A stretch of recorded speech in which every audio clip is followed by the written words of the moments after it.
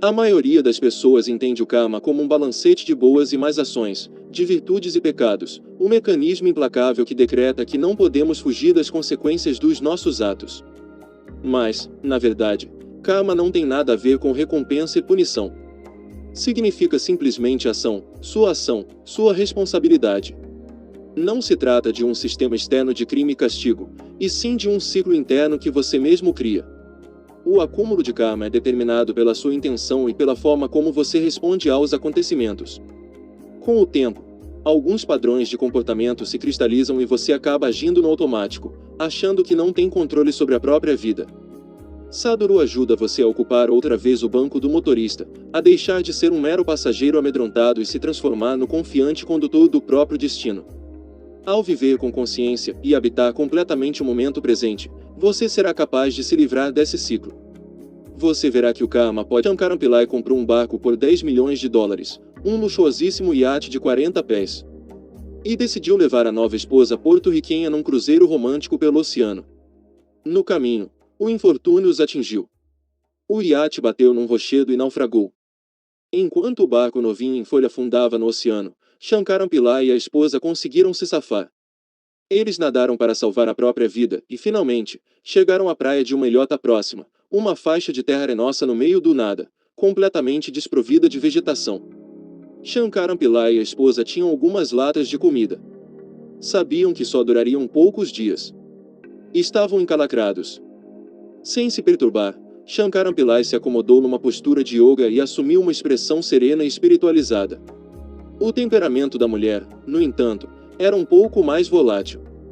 "Estamos perdidos", disse ela, chorando. "Não há habitação humana à vista, nem sinal de vida por aqui, nenhum animal, nenhuma planta, nada. Do que vamos viver? Como sairemos daqui? Que fim terrível para os nossos sonhos de felicidade conjugal! Que fim terrível para a nossa vida!"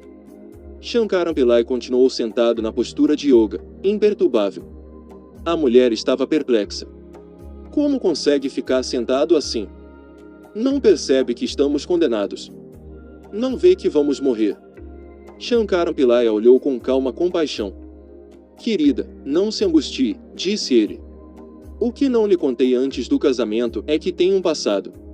Consegui um empréstimo estudantil quando estava na faculdade no Tennessee. Quando me formei, fui para Nova York sem pagar o empréstimo. Fui encontrado pelos credores 3 meses depois." E continuou. "Mas consegui escapar deles e fugir para a Califórnia. Lá, comprei um carro. Como ia pedir financiamento, pensei, por que me contentar com um carro pequeno? Decidi comprar um Rolls-Royce com detalhes em ouro maciço, então peguei um empréstimo de 2 milhões de dólares para adquirir o veículo. Como achei que a vida ficaria um tanto difícil para mim por lá, fui com o carro para o Oregon. Mas eles me seguiram até lá também. Depois desse episódio, peguei um empréstimo imobiliário de 5 milhões de dólares. E fui para o México. Mas eles me encontraram lá 6 meses depois. Depois disso tudo, como você sabe, me casei com você e comprei o iate no Texas por 10 milhões de dólares. Ainda não paguei a primeira prestação. Portanto, não se preocupe. Fique calma. Não entre em pânico. Eles vão nos achar. Eles sempre acham." A fé de Shankaran Pillai de que seria achado, ou mais exatamente, a constatação de que nunca escaparia dos credores, é um fenômeno que o resto do mundo conhece por outro nome: karma. A base inescapável da nossa vida. Um mecanismo que decreta que não podemos fugir das consequências das nossas ações. O ciclo que parece nos seguir sombria e inexoravelmente aonde quer que vamos. Embora tenha origem indiana, a palavra karma invadiu todos os dicionários. Não é apenas o tema de livros de metafísica e de tratados acadêmicos. É na verdade um termo que se infiltrou nos léxicos do mundo inteiro, do campo esotérico à cultura pop. Como essa palavra sânscrita foi parar em todos os idiomas do planeta? Como explicar sua extraordinária popularidade, sua capacidade de sobreviver ao longo de séculos? Há muitas maneiras de explicar esse fato. Talvez a principal seja apenas esta: o karma é o único conceito que aborda a perplexidade humana diante do sofrimento. É a única lógica que explica a aparente arbitrariedade do mundo em que vivemos. De que outra maneira entender a onipresença da angústia humana? Como explicar os horrores da ação humana, o sentido da vida, acima de tudo, como vivê-la? Falo, portanto, a partir da experiência direta, não de um conhecimento em segunda mão. Por isso, minha abordagem do karma não é nem nunca foi a de um estudioso. Quando falo de karma, não estou me baseando na doutrina. Eu me baseio na percepção. O conhecimento conceitual é o caminho do acadêmico. O conhecimento perceptivo é o caminho do yogi. O que é o karma? Como se acumula? O que faz a máquina funcionar? Quando todo esse ciclo maluco e complicado começou? É para aqueles que não procuram meros manuais do usuário, mas um vislumbre do próprio mecanismo da roda kármica. Este segmento examina como a roda passa a existir e ganha ímpeto. Ele o leva passo a passo ao tema do karma, o que é, como se acumula, as muitas maneiras como a personalidade humana é formada, o reservatório incrivelmente vasto da memória que cada indivíduo leva consigo, o papel da volição, os modos sutis pelos quais o karma se adere a nós mesmos quando buscamos nos libertar dele. Em geral, os buscadores espirituais querem se livrar do karma, mas é importante lembrar que ele não é nosso inimigo. Não é necessário eliminá-lo completamente para termos uma vida de bem-estar. Na verdade, não conseguiríamos viver sem karma, pois a vida humana é sustentada por ele. Mas, ao mesmo tempo, o karma pode ferir e se emaranhar profundamente se não aprendermos a lidar com ele. E, no entanto, o sistema yógico não tem mandamentos. Ele deixa você livre para escolher se quer gerar karma positivo para o futuro, distanciar-se do seu estoque kármico ou dissolvê-lo completamente. Mesmo à medida que este livro for explorando e delineando essas várias possibilidades, a escolha é sua. Se seu pé é constantemente esmagado pela mesma roda, o problema não está na roda. O problema é você não ter ideia de como lidar com ela. A meta deste livro não é reinventar a roda, mas sugerir maneiras de usá-la alegremente rumo ao destino escolhido, em segurança e com o conhecimento de que você está no controle da sua própria jornada. O karma consiste em tornar-se a fonte da própria criação. Ao tirar a responsabilidade dos céus e colocá-la em si mesma, a pessoa se torna o verdadeiro criador de seu destino. No assento do motorista. Aconteceu. Certa vez, o Papa foi aos Estados Unidos. A programação era intensa, com compromissos em várias cidades. Um dia, ele por acaso estava na Louisiana, numa limusine alongada com chofer, o carro que melhor demonstra a habilidade típica dos americanos de esticar uma limusine até o limite. O Papa ficou entusiasmado, porque nunca tinha conduzido um carro daqueles, então pediu ao chofer: "Eu gostaria de dirigir." Como o chofer poderia dizer não ao Papa? Ele respondeu: "É claro, Vossa Santidade." Assim, o Papa assumiu o volante, e o chofer se sentou atrás. O Papa começou a gostar do carro, e o pé pesou no acelerador. Alcançou 140 km por hora, depois 160 km por hora, sem se dar conta de que ia depressa demais. A polícia da Louisiana, famosa pelo rigor com o limite de velocidade, logo entrou em ação. Quando viu as luzes piscando atrás de si, o Papa desacelerou a limusine e parou no acostamento. O policial desceu do carro, e com todo cuidado, com a mão na coronha da arma, se aproximou lentamente. Olhou pela janela. Viu que era o Papa em pessoa dirigindo. Espiou o banco de trás e viu outra pessoa sentada lá. "Espere", disse ele. O policial voltou ao seu carro, pegou o rádio e chamou o chefe de polícia. "Capitão, peguei um peixe grande." "Ah, é? Quem?" "Bonnie e Clyde." "Não, alguém bem maior." "Caramba, você pegou Al Capone." "Não, alguém muito, muito maior." "O que, você acha que pegou o próprio presidente dos Estados Unidos?" "Não, alguém muito maior." "Ora bolas, quem pode ser maior do que o presidente dos Estados Unidos?" "Quem você pegou?" O policial respondeu. "Não sei, mas o motorista dele é o Papa." Isso nos leva ao X da questão: a maioria das pessoas não faz ideia de quem está dirigindo o carro delas. Olhe à sua volta. Pergunte-se quantas pessoas você conhece que vivem com alguma compreensão real dessa locomotiva maluca chamada vida. A maioria age como peões passivos que estão de carona, sem saber como a máquina funciona, de onde vem o octano, como controlar a direção e a velocidade, acima de tudo, quem é o chofer. Falam de livre-arbítrio, liberdade e independência. mas tem pouco ou nenhum controle sobre a própria vida. Seu destino é algo que criam inconscientemente. Bem-vindo ao karma, uma dimensão que coloca você diretamente de volta ao lugar de onde não deveria ter saído, o assento do motorista. O que é o karma? Literalmente, a palavra significa ação. Infelizmente, a maioria das pessoas entende as ações dividindo-as entre boas e más e vê o karma como um balancete de méritos e deméritos, virtudes e pecados. Uma auditoria da vida, por assim dizer. Para outros, é um livro-caixa mantido por algum contador divino que premia algumas pessoas com a bem-aventurança celeste e condena outras a um mundo inferior ou ao bucho de alguma máquina de reciclagem que as cospe de volta neste mundo para sofrer mais um pouco. Isso não é apenas falso e absurdo. É trágico. Essa noção criou gerações de seres humanos confusos e amedrontados que usam a palavra indiscriminadamente, sem nenhuma ideia do que ela significa. Além disso, criou-se um tipo de fatalismo que paralisou vastos segmentos de pessoas e foi usado para validar injustiças sociais e vários tipos de tirania política. Também levou a muita filosofia espúria, a debates acadêmicos vazios e, é claro, promoveu o mercado das previsões do futuro. Vamos então destruir o primeiro mito. Na realidade, karma não tem nada a ver com recompensa e punição. Não tem nada a ver com algum auditor despótico lá no alto, trabalhando com dispositivos primitivos de vara e cenoura. Não tem nada a ver com um Deus bondoso lá no céu. Nada a ver com retaliação divina. Nada a ver com virtude e pecado, bem e mal, Deus e o Senhor Lúcifer. Karma significa simplesmente que criamos o modelo da nossa vida.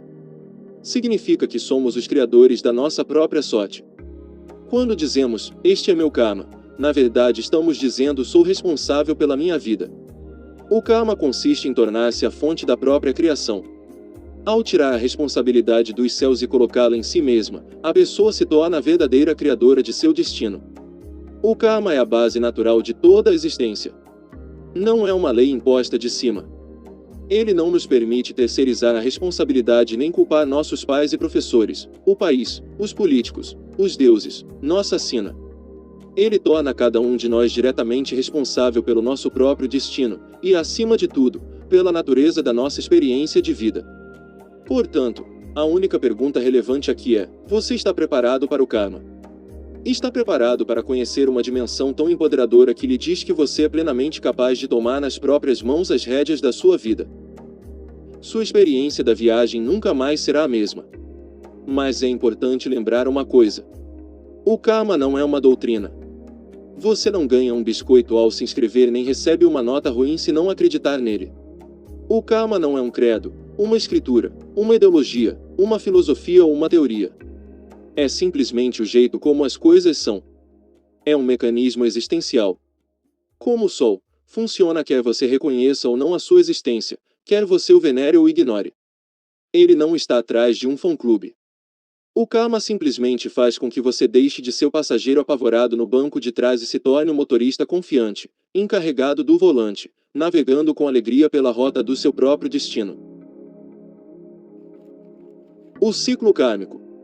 Para se tornar motorista em vez de passageiro, no entanto, é preciso conhecer algumas regras básicas sobre o funcionamento do mecanismo kármico. Em primeiro lugar, vamos esclarecer um mal-entendido fundamental. Embora signifique ação, karma não se refere necessariamente a atos físicos. Não se refere necessariamente ao que você faz no mundo exterior, sejam atos de caridade, sejam de mesquinhez.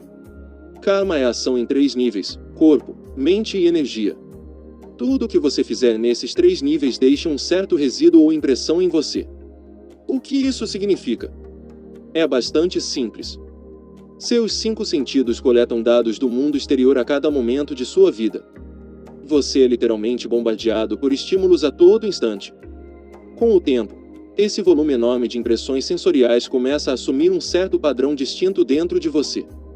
Aos poucos, esse padrão se transforma em tendências comportamentais. Um conjunto dessas tendências enrijece com o tempo e se torna o que você chama de personalidade, ou aquilo que afirma ser sua verdadeira natureza. Funciona ao contrário também. A sua mente molda o modo como você experiencia o mundo que o cerca. Isso se torna seu karma, uma orientação para a vida que você criou para si mesmo com relativa inconsciência. Você não está ciente de como essas tendências se desenvolvem. Mas o que considera ser você é só um acúmulo de hábitos, predisposições e tendências adquiridas ao longo do tempo sem estar consciente do processo. Vejamos um exemplo simples. Algumas pessoas podem ter sido crianças alegres, mas hoje são adultos infelizes. Fatos da vida talvez tenham desencadeado essa infelicidade. Na maioria dos casos, porém, as pessoas não fazem ideia de como ou quando adquiriram essa persona. Se tivessem criado a própria personalidade de forma consciente, teriam construído a si mesmas de um jeito bem diferente. Mas, em algum ponto do caminho, por seguirem os ditames de suas reações e tendências não examinadas, a infelicidade crônica se tornou a característica que as define. Em outras palavras, o karma é como um software antigo que você escreveu para si mesmo inconscientemente. E que você atualiza todos os dias, é claro. Dependendo do tipo de ação física, mental e energética que realiza, você escreve seu software. Uma vez que isso acontece, todo o sistema passa a funcionar de acordo com ele. Com base nas informações do passado, certos padrões de memória se tornam recorrentes. A partir daí, sua vida fica habitual, repetitiva e cíclica. Com o tempo, você se vê enredado em seus próprios padrões.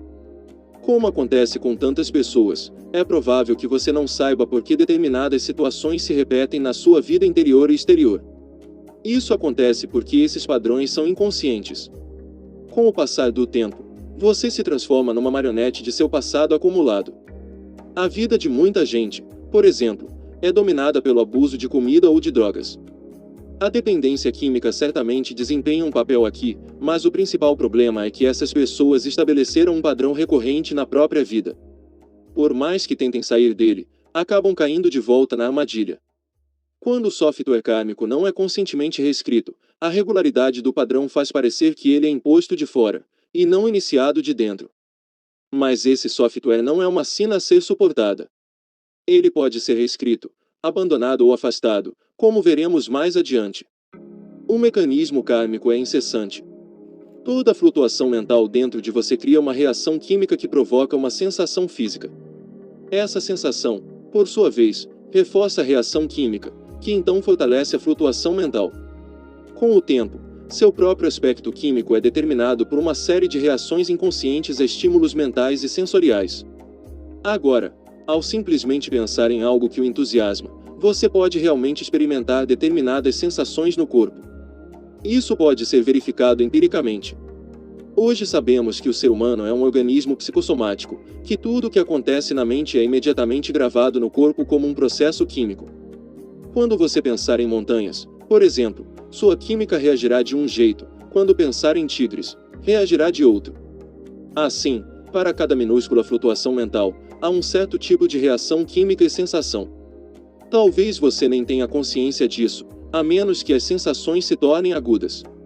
Todas essas sensações ficam registradas e, com o tempo, se tornam um modelo de sua mente inconsciente. Portanto, você é um repositório vivo de memória kármica em níveis dos quais não tem consciência. Hoje, pesquisas demonstram que os traumas psicológicos e emocionais podem contribuir para o risco de problemas de saúde física e mental. Dizem que a angústia mental pode causar problemas cardíacos. Nada disso é novo. As pessoas sempre souberam que, quando passamos por turbulências psicológicas, ficamos com o coração partido. Tudo isso acontece porque a química do corpo muda ao longo do tempo como resultado da flutuação mental e emocional constante. É um círculo vicioso. Se você toca uma única vez o firmamento da sua mente, as ondulações resultantes são suficientes para durar várias vidas. A mente é um processo que toma impulso sem nenhum auxílio da sua parte. Talvez você tenha notado que, quando tinha 18 anos, em geral era capaz de não dar muita bola às dificuldades e seguir em frente. Essa habilidade diminuiu aos 30. Aos 45, muitas coisas pareciam incomodá-lo. E, aos 60, você acha quase impossível dar a volta por cima, adaptar-se e seguir adiante. Essa mentalidade é generalizada, você vê isso acontecendo em toda parte.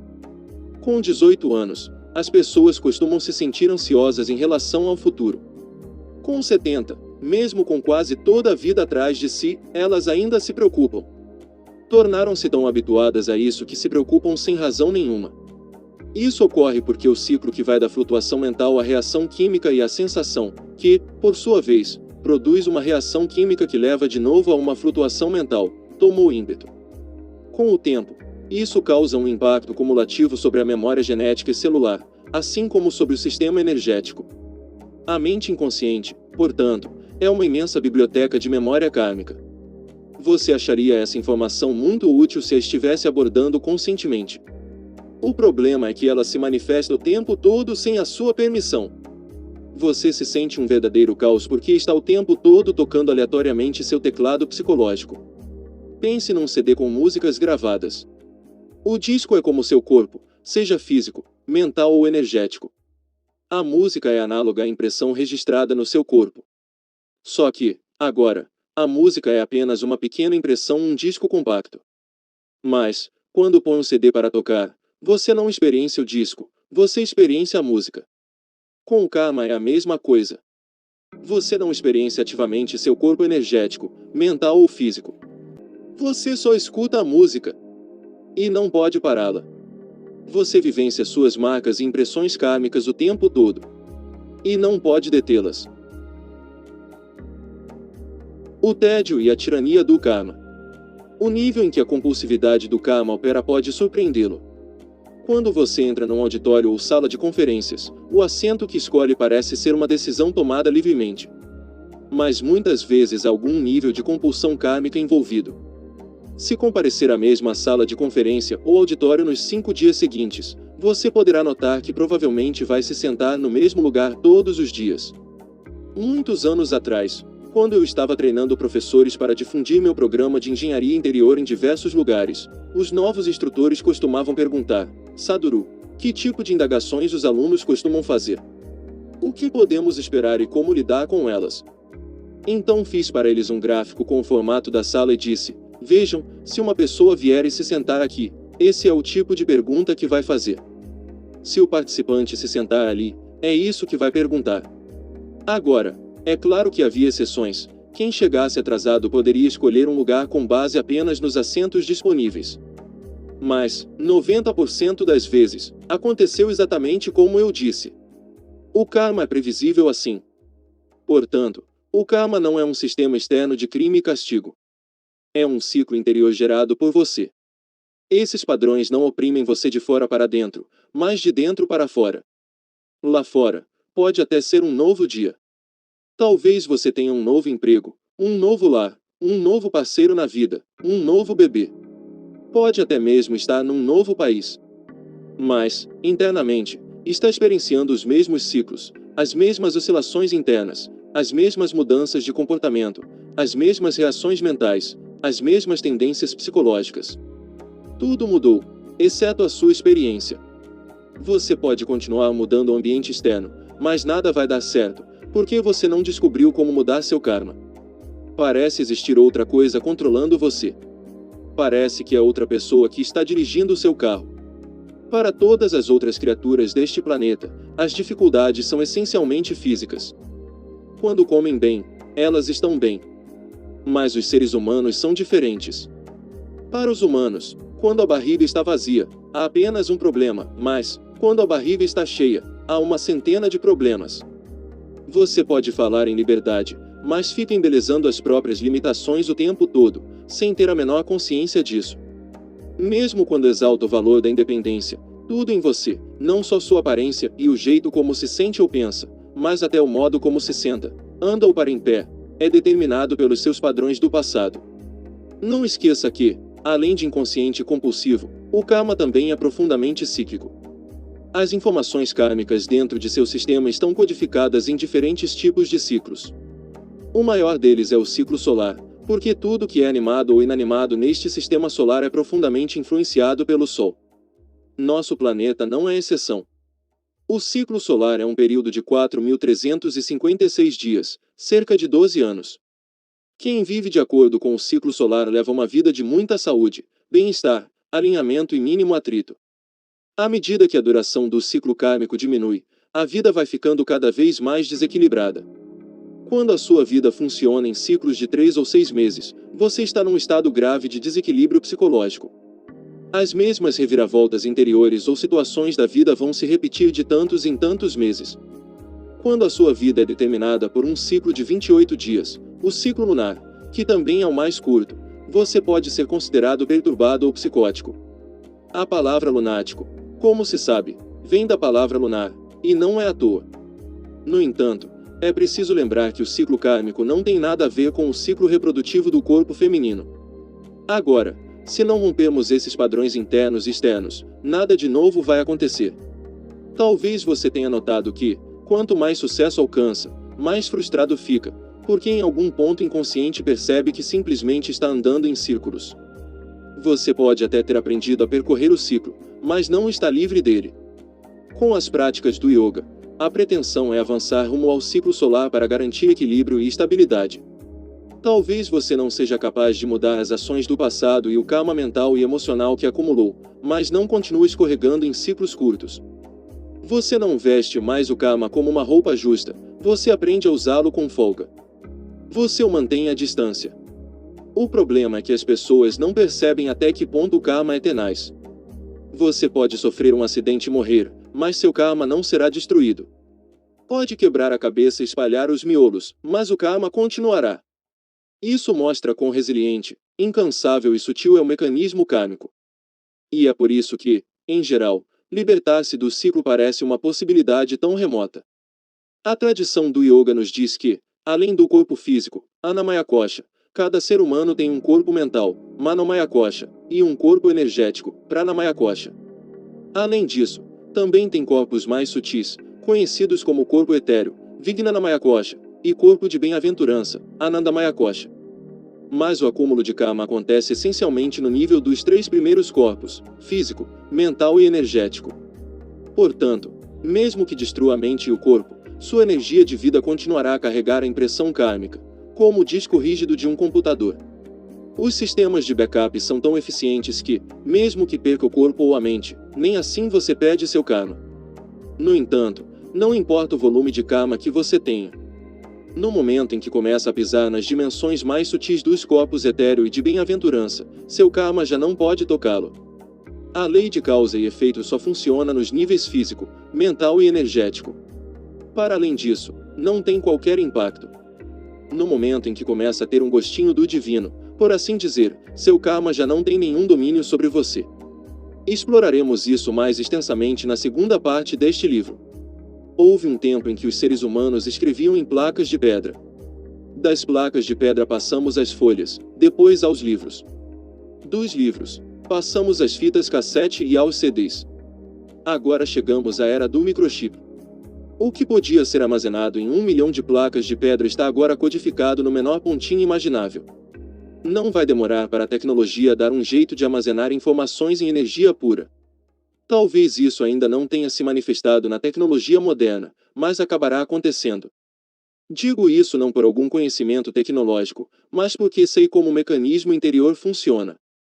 O atômico e o cósmico, o individual e o universal se espelham em todos os níveis.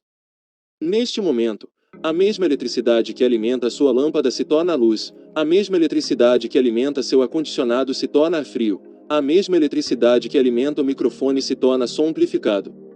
Não é porque a eletricidade seja inteligente. É simplesmente o mecanismo do aparelho. Mas virá o dia em que teremos eletricidade inteligente. Seremos capazes de carregar memória diretamente na energia da eletricidade para que a própria corrente elétrica já venha com intenção. Ela terá informações para se comportar de maneira específica e tomar certas decisões. Talvez esse dia ainda esteja longe, mas não tenho dúvida de que caminhamos para lá. Quando inicio grupos de pessoas num processo espiritual, as energias de cada uma se comportam de um jeito diferente, dependendo de suas informações kármicas. Embora o mesmo processo seja oferecido a todas, a resposta energética de cada uma depende do tipo de karma que ela carrega. O corpo energético responde de acordo com o tipo de software gravado nele. É por isso que a resposta de duas pessoas a uma iniciação nunca é a mesma. Em resumo, o karma opera em muitos planos diferentes. Você não pode eliminá-lo pela doença física ou por acidentes, demência, psicose ou morte. E você pode notar que mesmo as pessoas que sofrem de transtornos mentais não se comportam do mesmo modo. A estrutura kármica delas pode estar fora de controle, mas ainda governa o modo como se comportam. A menos que você afrouxe as amarras do karma, não há saída. Esse é o tédio e a tirania mortal da rotina kármica. Também é por isso que as pessoas, desde tempos imemoriais, buscam algo mais, mesmo sem saber o que. Essa condição recebeu muitos nomes: tédio, descontentamento existencial, mera ansiedade, inquietação. É a sensação de não viver a vida a todo vapor, de não entender seu propósito, seu começo ou seu fim, sua direção ou a fonte de sua propulsão. É o antiquíssimo ressentimento humano em relação à impotência, à limitação. O cheiro das amarras. Como vimos, tudo o que você faz com seu corpo, sua mente ou sua energia deixa uma determinada impressão. Essas impressões tomam a forma de tendências, que por sua vez têm sido tradicionalmente descritas na Índia com uma palavra maravilhosamente adequada: vasana. Literalmente, vasana significa cheiro.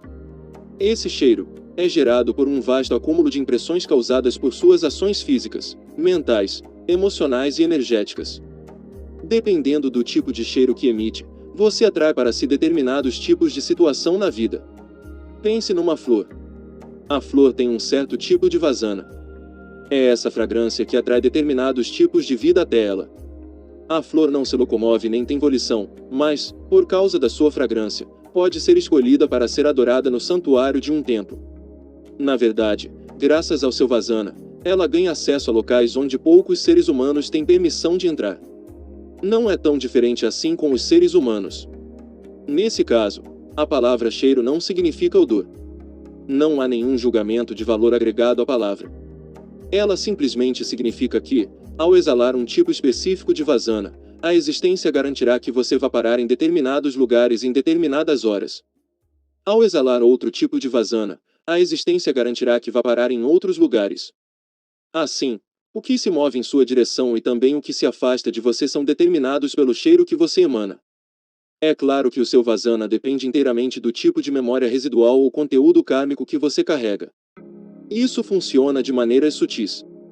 Talvez não tenha consciência disso, mas, na vigília e no sono, você está exercendo seu karma. Um simples padrão de pensamento pode fazer você agir de modos específicos. Se você fica pensando em filmes, por exemplo, ou talvez numa determinada estrela de cinema, é muito provável que encontre na multidão uma pessoa específica que tem essa mesma paixão. Talvez você não veja os outros, os que amam livros, meditação ou outra coisa qualquer. Se houver 1000 rostos à sua frente, é provável que seu vasana atraia alguém com tendências semelhantes.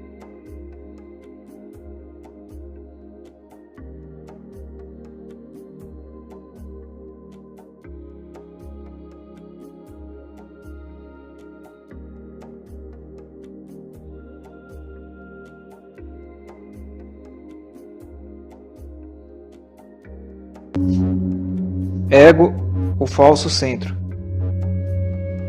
O primeiro ponto a ser compreendido é o ego. Uma criança nasce sem qualquer conhecimento, sem qualquer consciência de seu próprio eu. E quando uma criança nasce, a primeira coisa da qual ela se torna consciente não é ela mesma. A primeira coisa da qual ela se torna consciente é o outro.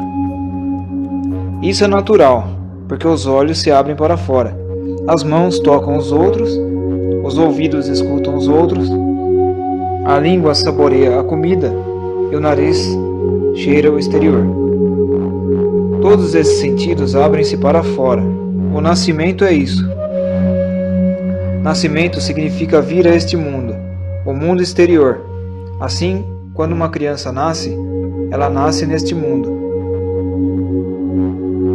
Ela abre seus olhos, vê aos outros.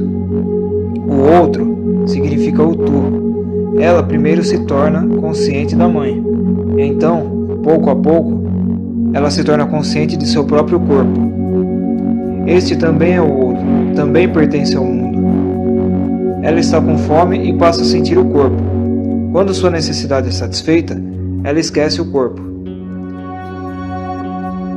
É desta maneira que a criança cresce. Primeiro ela se torna consciente do você, do tu, do outro. E então, pouco a pouco, contrastando com você, tu, ela se torna consciente de si mesma. Essa consciência é uma consciência refletida. Ela não está consciente de quem ela é. ela está simplesmente consciente da mãe e do que essa pensa a seu respeito. Se a mãe sorri, se ela aprecia a criança, se diz, você é bonita.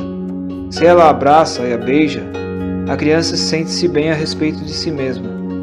Agora um ego está nascendo. Através da apreciação, do amor, do cuidado, ela sente que é boa, ela sente que tem valor, ela sente que tem importância. Um centro está nascendo, mas esse centro é um centro refletido. Ela não é o ser verdadeiro. A criança não sabe quem ela é. Ela simplesmente sabe o que os outros pensam a seu respeito. E esse é o ego, o reflexo, aquilo que os outros pensam. Se ninguém pensa que ela tem alguma utilidade, se ninguém a aprecia, se ninguém lhe sorri, então também um ego nasce. Um ego doente, triste, rejeitado, como uma ferida, sentindo-se inferior, sem valor. Isso também é o ego, isso também é um reflexo. Primeiro a mãe. E mãe, no início, significa o mundo. Depois, os outros se juntarão à mãe, e o mundo irá crescendo. E quanto mais o mundo cresce, mais complexo o ego se torna, porque muitas opiniões dos outros são refletidas. O ego é um fenômeno acumulativo, um subproduto do viver com os outros. Se uma criança vive totalmente sozinha, ela nunca chegará a desenvolver um ego, mas isso não vai ajudar. Ela permanecerá como um animal. Isso não significa que ela virá a conhecer o seu verdadeiro eu. Não. O verdadeiro pode ser conhecido somente através do falso. Portanto, o ego é uma necessidade.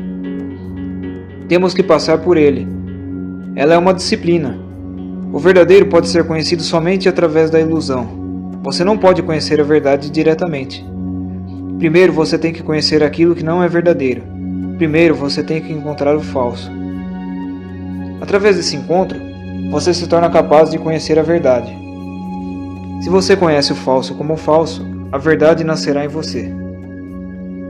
O ego é uma necessidade.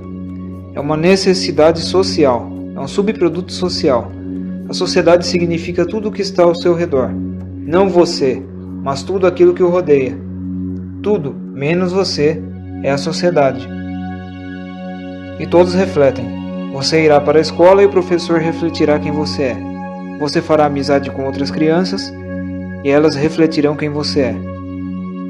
Pouco a pouco, todos estão adicionando algo ao seu ego e todos estão tentando modificá-lo, de tal forma que você não se torne um problema para a sociedade. Eles não estão interessados em você, eles estão interessados na sociedade. A sociedade está interessada nela mesma, e é assim que deveria ser. Ela não está interessada no fato de que você deveria se tornar um conhecedor de si mesmo. Interessa-lhe que você se torne uma peça eficiente no mecanismo da sociedade. Assim, estão tentando dar-lhe um ego que se ajuste à sociedade.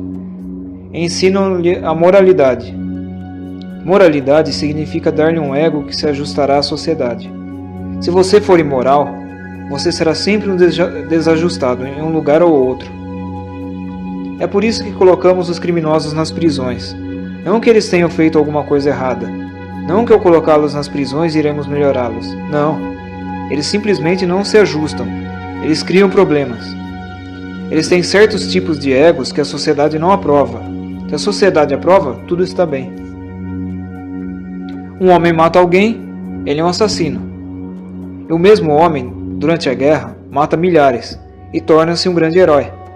A sociedade não está preocupada com o homicídio, mas o homicídio deveria ser praticado para a sociedade. Então tudo está bem. A sociedade não se preocupa com moralidade. Moralidade significa simplesmente que você deve se ajustar à sociedade. Se a sociedade estiver em guerra, a moralidade muda. Se a sociedade estiver em paz, existe uma moralidade diferente. A moralidade é uma política social, é diplomacia. E toda criança deve ser educada de tal forma que ela se ajuste à sociedade. E isso é tudo. Porque a sociedade está interessada em membros eficientes.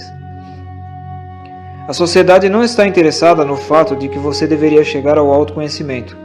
A sociedade cria um ego porque o ego pode ser controlado e manipulado. O eu nunca pode ser controlado e manipulado. Nunca se ouviu dizer que a sociedade estivesse controlando o eu. Não é possível. e a criança necessita de um centro. A criança está absolutamente inconsciente de seu próprio centro. A sociedade lhe dá um centro e a criança, pouco a pouco, fica convencida de que este é o seu centro, o ego dado pela sociedade. Uma criança volta para casa. Se ela foi o primeiro aluno de sua classe, a família inteira fica feliz. Você a abraça e a beija, e você coloca a criança no colo e começa a dançar e diz: "Que linda criança, você é um motivo de orgulho para nós." Você está dando um ego a ela, um ego sutil. E se a criança chega em casa abatida, fracassada, um fiasco, ela não pode passar ou ela tirou o último lugar, então ninguém a aprecia e a criança sente-se rejeitada. Ela tentará com mais afinco na próxima vez, porque o centro se sente abalado. O ego está sempre abalado, sempre à procura de alimento, de alguém que o aprecie. É por isso que você está continuamente pedindo atenção. Ouvi contar, Mullah Nasruddin e sua esposa estavam saindo de uma festa, e Mullah disse: "Querida, alguma vez alguém já lhe disse que você é fascinante, linda, maravilhosa?" Sua esposa sentiu-se muito bem. Ficou muito feliz. Ela disse: "Eu me pergunto por que ninguém jamais me disse isso." Nasruddin disse: "Mas então de onde você tirou essa ideia?" Você obtém dos outros a ideia de quem você é. Não é uma experiência direta. É dos outros que você obtém a ideia de quem você é. Eles modelam seu centro. Esse centro é falso, porque você contém o seu centro verdadeiro. Este não é da conta de ninguém. Ninguém o modela. Você vem com ele, você nasce com ele. Assim, você tem dois centros. Um centro com o qual você vem, que lhe é dado pela própria existência. Este é o eu. E o outro centro, que lhe é dado pela sociedade, o ego. Ele é algo falso, e é um grande truque. Através do ego, a sociedade está controlando você. Você tem que se comportar de uma certa maneira, porque somente então a sociedade o aprecia. Você tem que caminhar de uma certa maneira, você tem que rir de uma certa maneira, você tem que seguir determinadas condutas, uma moralidade, um código. Somente então a sociedade o apreciará, e se ela não o fizer, o seu ego ficará abalado. E quando o ego fica abalado, você já não sabe onde está, quem você é. Os outros lhe deram a ideia. Essa ideia é o ego. Tente entendê-lo o mais profundamente possível, porque ele tem que ser jogado fora. E a menos que você o jogue fora, nunca será capaz de alcançar o eu. Por estar viciado no centro, você não pode se mover, e você não pode olhar para o eu. E lembre-se, vai haver um período intermediário, um intervalo, quando o ego estará despedaçado, quando você não saberá quem você é, quando você não saberá para onde está indo, quando todos os limites se dissolverão. Você estará simplesmente confuso, um caos. Devido a esse caos, você tem medo de perder o ego, mas tem que ser assim. Temos que passar através do caos antes de atingir o centro verdadeiro. E se você for ousado, o período será curto. Se você for medroso e novamente cair no ego, e novamente começar a ajeitá-lo, então o período pode ser muito longo. Muitas vidas podem ser desperdiçadas. Ouvi dizer: uma criancinha estava visitando seus avós. Ela tinha apenas 4 anos de idade. De noite, quando a avó a estava fazendo dormir, ela, de repente, começou a chorar e a gritar: "Eu quero ir para casa, estou com medo do escuro." Mas a avó disse: "Eu sei muito bem que em sua casa você também dorme no escuro. Eu nunca vi a luz acesa, então por que você está com medo aqui?" O menino disse: "Sim, é verdade, mas aquela é a minha escuridão. Essa escuridão é completamente desconhecida. Até mesmo com a escuridão você sente, esta é minha. Do lado de fora, uma escuridão desconhecida. Com o ego você sente, esta é a minha escuridão, pode ser problemática, pode criar muitos tormentos, mas ainda assim é minha. Alguma coisa em que se segurar, alguma coisa em que se agarrar, alguma coisa sob os pés. Você não está em um vácuo. não está em um vazio. Você pode ser infeliz, mas pelo menos você é. Até mesmo o ser infeliz lhe dá a sensação de eu sou. Afastando-se disso, o medo toma conta. Você começa a sentir medo da escuridão desconhecida e do caos. Porque a sociedade conseguiu clarear uma pequena parte do seu ser. É o mesmo que penetrar em uma floresta. Você faz uma pequena clareira, você limpa um pedaço de terra, você faz um cercado, você faz uma pequena cabana, você faz um pequeno jardim, um gramado, e você sente-se bem. Além de sua cerca, a floresta, a selva. Aqui tudo está bem, você planejou tudo. Foi assim que aconteceu. A sociedade abriu uma pequena clareira em sua consciência. Ela limpou apenas uma pequena parte completamente e cercou-a. Tudo está bem ali.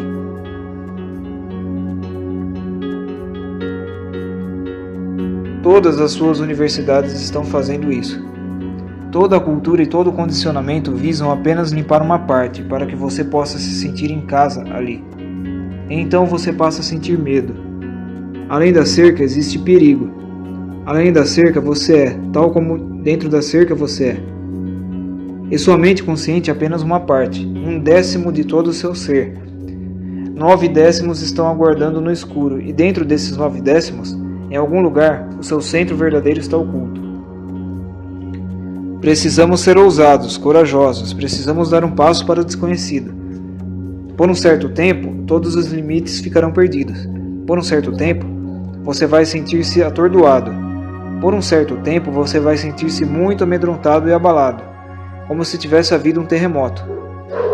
Mas se você for corajoso e não voltar para trás, se você não voltar a cair no ego, mas for sempre em frente, existe um centro oculto dentro de você, um centro que você tem carregado por muitas vidas. Esta é a sua alma, o eu. Uma vez que você se aproxime dele, tudo muda, tudo volta a se assentar novamente. Mas agora esse assentamento não é feito pela sociedade. Agora tudo se torna um cosmos, e não um caos. Nasce uma nova ordem. Mas esta não é a ordem da sociedade, é a própria ordem da existência.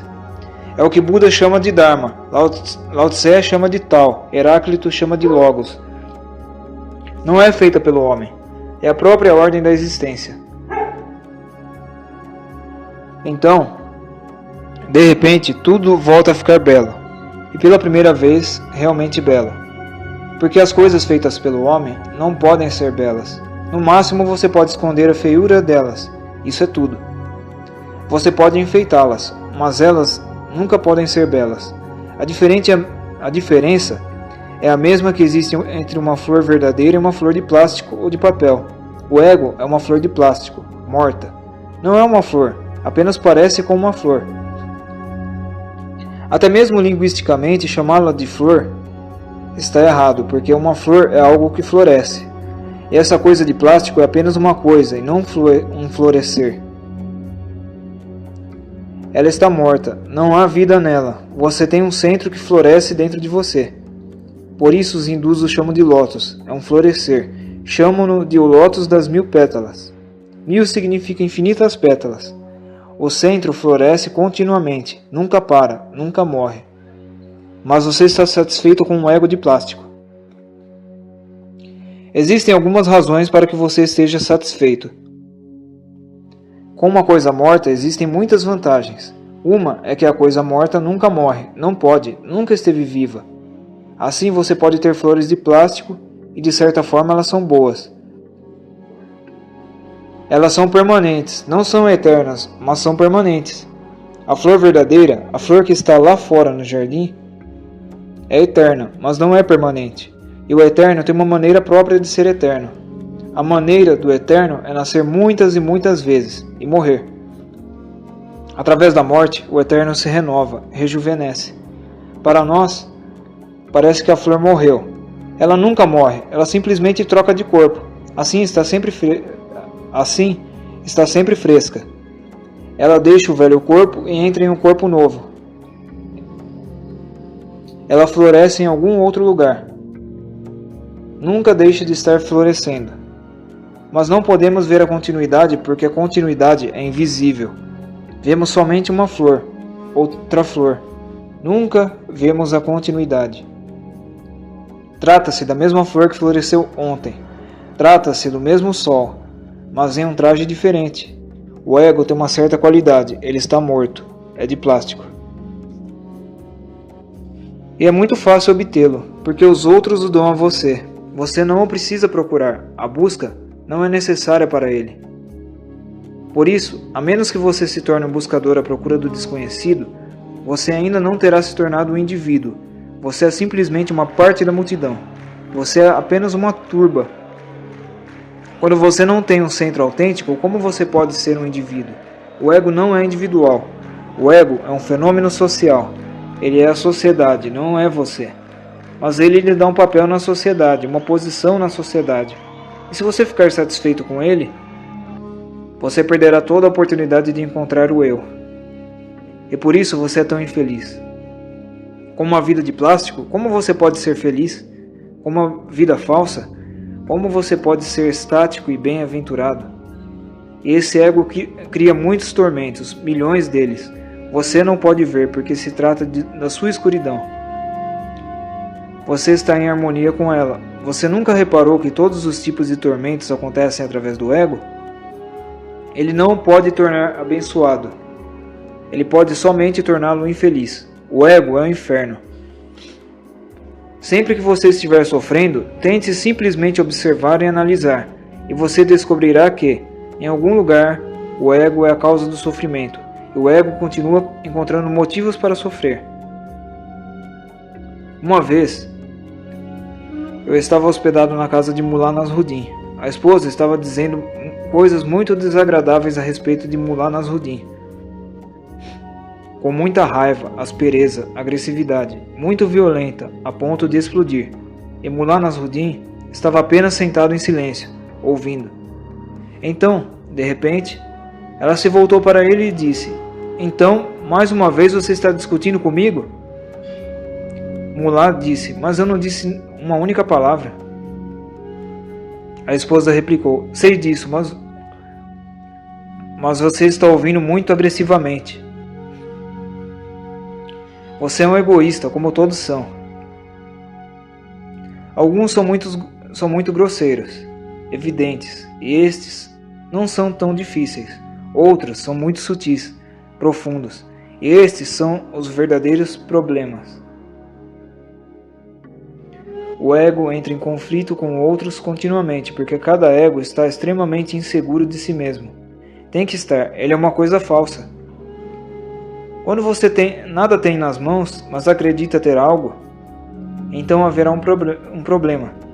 Se alguém disser, não há nada, imediatamente começa a briga, porque você também sente que não há nada. O outro o torna consciente desse fato. O ego é falso, ele não é nada. Você também sabe disso. E você também sabe isso. Como você pode deixar de saber isso? É impossível. Um ser consciente, como pode ele deixar de saber que o ego é simplesmente falso? Então os outros dizem que não existe nada, e sempre que os outros dizem que não existe nada, eles batem numa ferida. Eles dizem uma verdade, e nada fere tanto quanto a verdade. Você tem que se defender, porque se você não se defender, se não se torna defensivo, onde estará você? Você estará perdido. A identidade estará rompida. Assim, você tem que se defender e lutar. Este é o conflito. Um homem que alcança o eu nunca se encontra em conflito algum. Outros podem vir e entrar em choque com ele, mas ele nunca está em conflito com ninguém. Aconteceu de um mestre Zen estar passando por uma rua. Um homem veio correndo e o golpeou duramente. O mestre caiu. Logo se levantou e voltou a caminhar na mesma direção na qual estava indo antes, sem nem ao menos olhar para trás. Um discípulo estava com o mestre.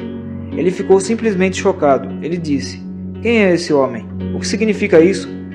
Se a gente vive desta maneira, qualquer um pode vir nos matar. Você nem ao menos olhou para aquela pessoa? Quem é ela e por que ela fez isso?" O mestre disse: "Isso é problema dela, não meu." Você pode entrar em choque com um iluminado, mas esse é seu problema, não dele. E se você fica ferido nesse choque, isso também é problema seu. Ele não o pode ferir.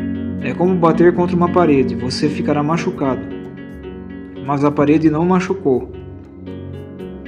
O ego sempre está procurando por algum problema. Por quê? Porque se ninguém lhe dá atenção, o ego sente fome. Ele vive de atenção. Assim, mesmo se alguém estiver brigando e com raiva de você, mesmo isso é bom, pois pelo menos você está recebendo atenção. Se alguém o ama, isso está bem. Se alguém não o está amando, então até mesmo a raiva servirá. Pelo menos a atenção chega até você. Mas se ninguém estiver lhe dando qualquer atenção, se ninguém pensa que você é alguém importante, digno de nota, então como você vai alimentar o seu ego? A atenção dos outros é necessária. Você atrai a atenção dos outros de milhões de maneiras. Veste-se de um certo jeito, tenta parecer bonito, comporta-se bem, torna-se muito educado, transforma-se. Quando você sente o tipo de situação que está ocorrendo, você imediatamente se transforma para que as pessoas lhe deem atenção. Esta é uma forma profunda de mendicância. Um verdadeiro mendigo é aquele que pede e exige atenção. Um verdadeiro imperador é aquele que vive em sua interioridade. Ele tem um centro próprio, não depende de mais ninguém. Buda sentado sob sua árvore Bodhi. Se o mundo inteiro de repente vier a desaparecer, isso fará alguma diferença para Buda? Nenhuma. Não fará diferença alguma, absolutamente. Se o mundo inteiro desaparecer, não fará diferença alguma porque ele atingiu o centro. Mas você, se sua esposa foge, se ela pede divórcio, se ela o deixa por outro, você fica totalmente em pedaços, porque ela lhe dava atenção, carinho, amor, estava sempre à sua volta, ajudando a sentir-se alguém. Todo o seu império está perdido. Você está simplesmente despedaçado. Você começa a pensar em suicídio. Por quê? Porque se a esposa o deixa, você deveria cometer suicídio. Porque se o marido a deixa, você deveria cometer suicídio. Porque você não tem um centro próprio. A esposa estava lhe dando o centro, o marido estava lhe dando o centro. É assim que as pessoas existem. É assim que as pessoas se tornam dependentes umas das outras. É uma profunda escravidão. O ego tem que ser um escravo. Ele depende dos outros. E somente uma pessoa que não tenha ego é, pela primeira vez, um mestre. Ela deixa de ser uma escrava. Tente entender isso e comece a procurar o ego, não nos outros. Isso não é da sua conta, mas em você. Toda vez que se sentir infeliz, imediatamente feche os olhos e tente descobrir de onde a infelicidade está vindo. E você sempre descobrirá que é o falso centro que entrou em choque com alguém. Você esperava algo e isso não aconteceu. Você esperava algo e justamente o contrário aconteceu. Seu ego fica estremecido, você fica infeliz. Simplesmente olhe. Sempre que estiver infeliz, tente descobrir a razão. As causas não estão fora de você. A causa básica está dentro de você, mas você sempre olha para fora, você sempre pergunta: quem está me tornando infeliz? Quem está causando minha raiva? Quem está causando minha angústia? E se olhar para fora, você não perceberá. Simplesmente feche os olhos e olhe para dentro. A origem de toda a infelicidade, a raiva, a angústia, está oculta dentro de você. É o seu ego. E se você encontrar a origem, será fácil ir além dela. Se você puder ver que é o seu próprio ego que lhe causa problemas, você vai preferir abandoná-lo, porque ninguém é capaz de carregar a origem da infelicidade, uma vez que a tenha entendido. E lembre-se, não há necessidade de abandonar o ego. Você não o pode abandonar. Se você o tentar abandonar, estará apenas conseguindo um outro ego mais sutil que diz: tornei-me humilde. Não tente ser humilde. Isso é o ego novamente. às escondidas, mas não morto. Não tente ser humilde. Ninguém pode tentar ser humilde, e ninguém pode criar a humildade através do próprio esforço. Não. Quando o ego já não existe, uma humildade vem até você. Ela não é uma criação, é uma sombra do seu verdadeiro centro. E um homem realmente humilde não é nem humilde nem egoísta, ele é simplesmente simples. Ele nem ao menos se dá conta de que é humilde. Se você se dá conta de que é humilde, o ego continua existindo. Olhe para as pessoas humildes. Existem milhões que acreditam ser muito humildes. Eles se curvam com facilidade, mas observe-as. Elas são os egoístas mais sutis. Agora, a humildade é a sua fonte de alimento. Elas dizem: eu sou humilde, e olham para você esperando que você as valorize. Gostariam que você dissesse: você é realmente humilde. Na verdade, você é o homem mais humilde do mundo. Ninguém é tão humilde quanto você. E então observe o sorriso que surge em seus rostos. O que é o ego? O ego é uma hierarquia que diz: ninguém se compara a mim. Ele pode se alimentar da humildade. Ninguém se compara a mim, sou o homem mais humilde.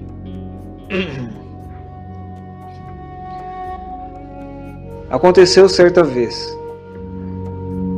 Um faquir, um mendigo, estava orando em uma mesquita de madrugada, enquanto ainda estava escuro. Era um dia religioso qualquer para os muçulmanos, e ele estava orando e dizendo: eu não sou ninguém, eu sou o mais pobre dos pobres, o maior pecador entre os pecadores. De repente, havia mais uma pessoa orando. Era o imperador daquele país, e ele não havia percebido que havia mais alguém ali orando. Estava escuro, e o imperador também estava dizendo: eu não sou ninguém, eu não sou nada, eu sou apenas um vazio, um mendigo à sua porta. Quando ouviu que mais alguém estava dizendo a mesma coisa, o imperador disse: pare! Quem está tentando me superar? Quem é você? Como ousa dizer diante do imperador que você não é ninguém, quando ele está dizendo que não é ninguém? É assim que é a origem de toda a infelicidade. Não diga isso, não repita isso, observe. Porque se eu disser que ele é a origem de toda a infelicidade, e você repetir isso, então será inútil. Você tem que chegar a esse entendimento. Sempre que você estiver infeliz, apenas feche os olhos e não tente encontrar alguma causa externa. Tente perceber de onde está vindo essa miséria. Ela está vindo do seu próprio ego. Se você continuamente percebe e compreende, e a compreensão de que o ego é a causa chega a se tornar profundamente enraizada, um dia você repentinamente verá que ele desapareceu.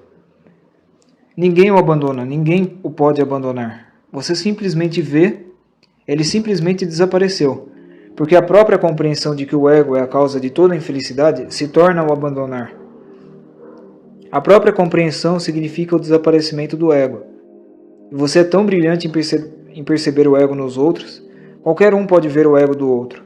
Mas quando se trata do seu, surge o problema. Porque você não conhece o território. Você nunca viajou por ele. Todo o caminho em direção ao divino, ao supremo, tem que passar através desse território do ego. O falso tem que ser entendido como falso. A origem da miséria tem que ser entendida como a origem da miséria. Então ela simplesmente desaparece. Quando você sabe que ele é o veneno, ele desaparece. Quando você sabe que ele é o fogo, ele desaparece. Quando você sabe que este é o inferno, ele desaparece. E então você nunca diz: eu abandonei o ego. Então você simplesmente ri de toda essa história, dessa piada, pois você era o criador de toda a infelicidade. Eu estava olhando alguns desenhos de Charlie Brown. Em uma cena, ele está brincando com blocos, construindo uma casa com blocos de brinquedo. Ele está sentado no meio dos blocos, levantando as paredes. Chega um momento em que ele está cercado. Ele levantou paredes em toda a volta. E ele começa a gritar: socorro, socorro! Ele fez a coisa toda. Agora ele está cercado. Preso. Isso é infantil, mas é justamente o que você fez. Você fez uma casa e a toda a sua volta. em toda a sua volta. E agora você está gritando: socorro, socorro! E o tormento se torna 1.000.000 de vezes maior, porque aos que socorrem, estando eles próprios no mesmo barco. Aconteceu de uma mulher muito atraente ir ao psiquiatra pela primeira vez. O psiquiatra disse: aproxime-se, por favor. Quando ela chegou mais perto, ele simplesmente deu um salto, abraçou e beijou a mulher. Ela ficou chocada. Então ele disse: agora sente-se. Isso resolve o meu problema. Agora, qual é o seu? O problema se multiplica, porque há pessoas que querem ajudar, estando no mesmo barco. E elas gostariam de ajudar, porque quando você ajuda alguém, o ego se sente muito bem, porque você é um grande salvador, um grande guru, um mestre. Você está ajudando tantas pessoas. Quanto maior a multidão de seus seguidores, melhor você se sente. Mas você está no mesmo barco, você não pode ajudar, pelo contrário, você prejudicará. Pessoas que ainda têm os seus próprios problemas não podem ser de muita ajuda. Somente alguém que não tenha problemas próprios o pode ajudar. Somente então existe a clareza para ver através de você. Uma mente que não tem problemas próprios pode vê-lo. Você se torna transparente. Uma mente que não tem problemas próprios pode ver através de si mesma. Por isso, ela torna-se capaz de ver através dos outros. No Ocidente, existem muitas escolas de psicanálise. Muitas escolas. E nenhuma ajuda está chegando às pessoas. Mas, em vez disso, causam danos. Porque as pessoas que estão ajudando as outras, ou tentando ajudar, ou pretendendo ser de ajuda, encontram-se no mesmo barco. É difícil ver o próprio ego. É muito fácil ver o ego dos outros. Mas esse não é o ponto. Você não os pode ajudar. Tente ver o seu próprio ego. Simplesmente observe. Não tenha pressa de o abandonar. Simplesmente observe. Quanto mais você observa, mais capaz você se torna. De repente, um dia, você simplesmente percebe que ele desapareceu. E quando ele desaparece por si mesmo, somente então ele realmente desaparece. Não existe outra maneira. Você não o pode abandonar prematuramente. Ele cai exatamente como uma folha seca. A árvore não está fazendo nada. Apenas uma brisa, uma situação, e a folha seca simplesmente cai. A árvore nem mesmo percebe que a folha seca caiu. Ela não faz qualquer barulho, ela não faz qualquer anúncio, nada. A folha seca simplesmente cai e se despedaça no chão. Apenas isso. Quando você tiver amadurecido através da compreensão, da consciência, e tiver sentido com totalidade que o ego é a causa de toda a sua infelicidade, um dia você simplesmente vê a folha seca caindo. Ela pousa no chão e morre por si mesma. Você não fez nada. Portanto, você não pode afirmar que você a deixou cair. Você vê que ela simplesmente desapareceu. Então, o verdadeiro centro surge. E este centro verdadeiro é a alma, o eu, o Deus, a verdade, ou como o quiser chamar. Ele é inominável. Assim, todos os nomes são bons. Você pode lhe dar qualquer nome, aquele que preferir. Extraído do livro Além das Fronteiras da Mente.